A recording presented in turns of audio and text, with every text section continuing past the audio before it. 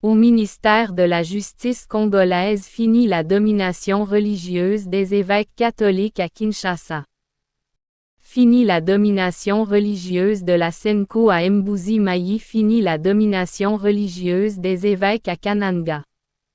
Fini la domination religieuse de l'Église catholique de Rome dans tous les 26 provinces de la RDC.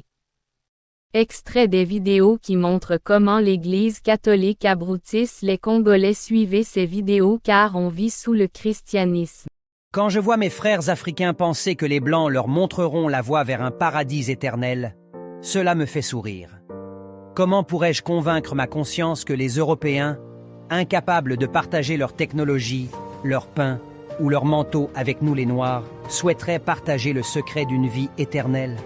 Comment puis-je comprendre que ceux qui nous prêchent un paradis sont ceux-là même qui cherchent à exploiter les ressources naturelles de notre terre pour satisfaire leur soif de richesse? Comment expliquer à ma descendance que les objets de nos ancêtres, porteurs de la parole de Dieu, sont diabolisés par eux au prétexte que cela contreviendrait à la volonté divine, alors que ces objets se trouvent entre les mains du Vatican et dans les musées occidentaux?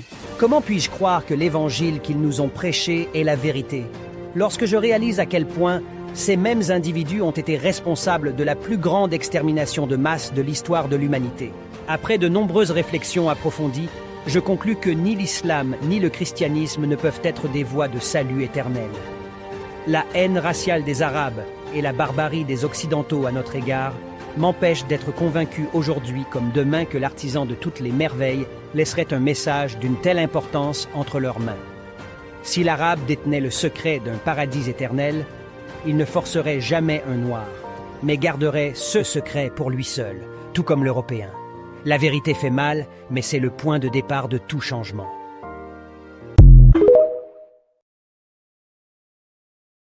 On peut vivre sans le christianisme, vous doutez? Eh bien, demandez aux musulmans. On peut vivre sans l'islam, vous ne croyez pas? Alors demandez aux Chinois. On peut vivre sans le Bouddha. Oui, demandez aux Juifs. On peut vivre sans aucune religion, car elles ne sont que des créations humaines à des fins manipulatrices. Elles peuvent être bonnes ou mauvaises en fonction de leurs utilisations.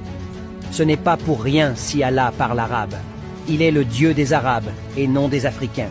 Si c'était le Dieu des Africains, il s'exprimerait en une langue africaine. Le Dieu des Arabes ressemble à un Arabe. Le Dieu des Européens ressemble à un Européen. Les dieux des Indiens ressemblent à un Indien. Le Dieu des Africains ressemble à un Africain. Même le Dieu des rats ressemble à un rat. Chaque peuple se crée alors une religion qui est la représentation idéalisée de ses traditions et de sa culture. Cette religion permet ensuite de fixer des limites et de créer un solide sentiment d'appartenance à la communauté.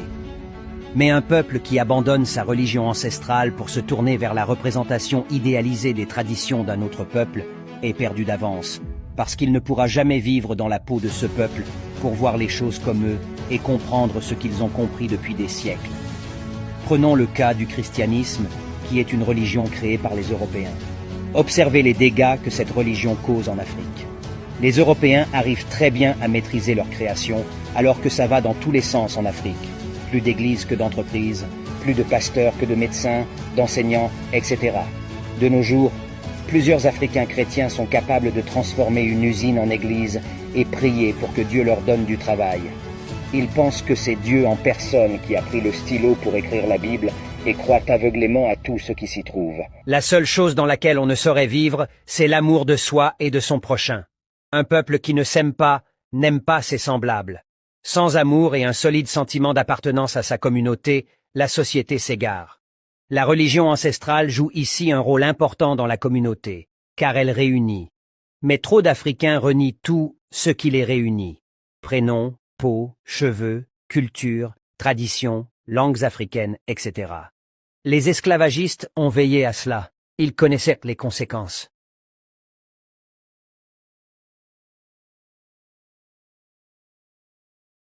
Citation de Thomas Sankara.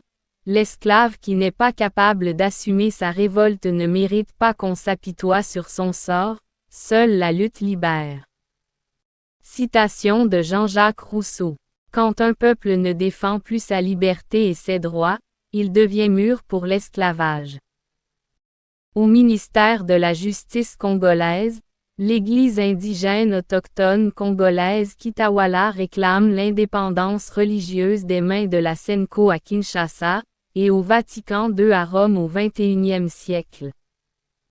Publié le 14 février 2025, à la prison centrale de Kolagrel Kassazi, Meso village chez Kazembe Mangenda Walukuyi. John Kekwet 1. John Kekwet 2. John Kekwet 3. Merci, merci. À vous la justice congolaise. À vous la justice congolaise.